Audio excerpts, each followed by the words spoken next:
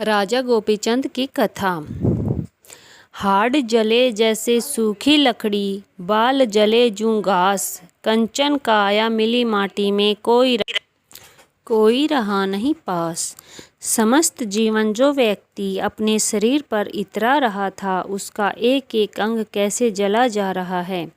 हड्डियां लकड़ी की तरह जल रही हैं, घास की तरह बाल जले जा रहे हैं और इस प्रकार सारी देह जली जा रही है।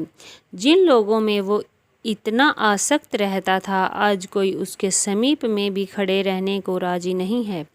इसलिए सद्गुरु ब्रह्मानंद स्वामी ने लिखा है, मत कर तू अभिमान जग में, मत कर तू अभिमान। पेट अरथ को पाप न कीजो, 2 दिन के मेहमान। गोपीचंद इकलौते पुत्र थे। पिता का देहांत हो चुका था। कई कन्याएं पुत्री थी।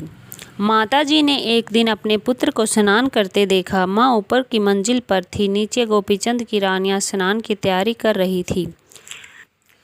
माता ने अपने पुत्र को देखा तथा अपने पति की याद आई। इसी आयु में इसके पिता की मृत्यु हो गई थी। वे इतने ही सुंदर व युवा थे। उनको काल खा गया। मेरे बेटे को भी काल खाएगा। क्यों न इसको भगवान की भक्ति पर लगा दूं, ताकि मेरा लाल अमर रहे।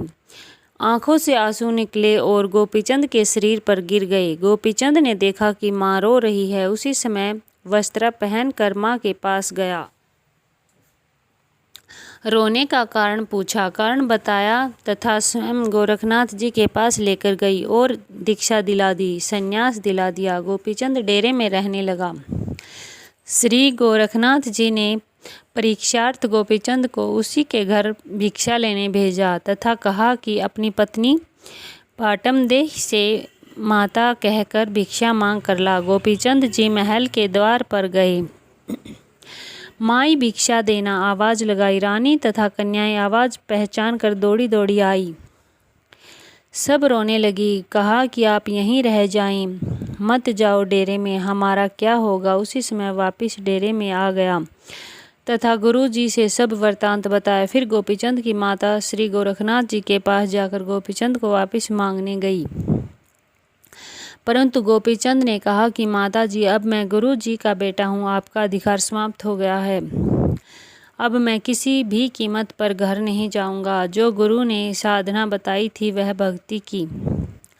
यहाँ प्रश्न यह है कि भले ही वह भक्ति मोक्षदायक नहीं थी, परंतु परमात्मा प्राप्ति के लिए गुरु जी ने जो भी साधना तथा मर्यादा बताई, सिर धड़ की बाजी लगा कर निभाई। वह भिन्न बात है कि मुक्त नहीं हुए, परंतु जिस स्तर की साधना थी उसमें प्रथम रहकर उभरे। संसार में नाम हुआ, किसी न किसी जन्म में परमेश्वर दृढ़ आत्माओं को अवश्य शरण में लेते हैं।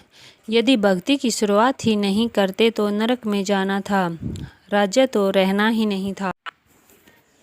अलवर शहर के राजा के किले में पत्थर ढोने की नौकरी की। एक समय श्री गोरखनाथ जी से गोपीचंद और भर्तृहरि जी ने कहा कि गुरुदेव, हमारा मोक्ष इसी जन्म में हो, ऐसी कृपा करें। आप जो भी साधना बताओगे हम करेंगे। श्री गोरखनाथ जी ने कहा कि राजस्थान प्रांत में एक अलवर शहर है, वहाँ का राजा अपने किले का निर्माण करवा रहा है। तुम दोनों उस राजा के किले का निर्माण पूरा होने तक उसमें पत्थर ढोने का निःशुल्क कार्य करो। अपने खाने के लिए कोई अन्य मजदूरी सुबह शाम करो। उसी दिन दोनों भक्त आत्मा गुरु जी का आशीर्वाद लेकर चल पड़े। उस किले का निर्माण 12 वर्ष तक चला। कोई मेहनत आना का रुपया पैसा नहीं लिया। अपने भोजन के लिए उसी नगरी के एक कुम्हार के पास से उसकी मिट्टी खोदने तथा उसके मटके बनाने योग्य गारा तैयार करने लगे। उसके बदले में सुबह शाम केवल रोटी खाते थे। कुम्हार की धर्मपत्नी अच्छे संस्कारों की नहीं थी। कुम्हार ने कहा कि 2 व्यक्ति बेघर घूम रहे हैं। वे मेरे पास मिट्टी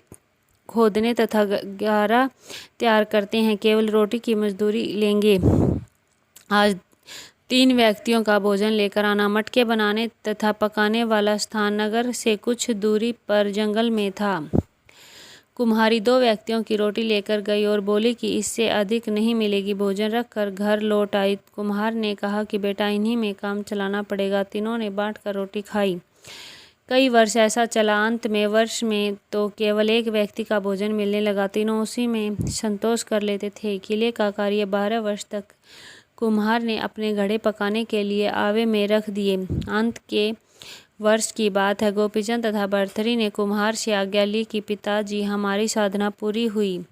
अब हम अपने गुरु जी गोरखनाथ जी के पास वापस जा रहे हैं। मेरा नाम गोपीचंद है, इनका नाम भर्तृहरि है। उस समय कुम्हार की पत्नी भी उपस्थित थी। मटकों की ओर एक हाथ से आशीर्वाद देते हुए दोनों ने एक साथ कहा, पिता का हेत माता का कुहेत, आधा कंचन आधा रेत। यह वचन बोलकर दोनों चले गए। जिस समय मटके निकालने लगे तो कुम्हार तथा कुम्हारी दोनों निकाल रहे थे।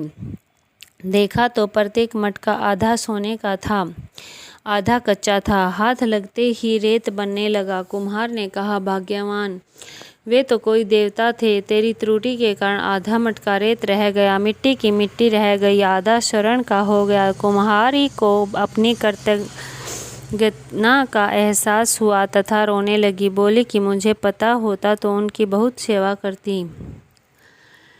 इस प्रकार गोपीचंद और भर्तृहरि जी ने अपने गुरुजी के वचन का पालन करके सफल हुए। जो अमरत्व इस साधना से मिलना था वह भी अटल विश्वास करके साधना करने से हुआ। यदि विवेकहीन तथा विश्वासहीन होते तो विचार करते कि यह कैसी भक्ति, यह कार्य तो सारा संसार कर रहा है।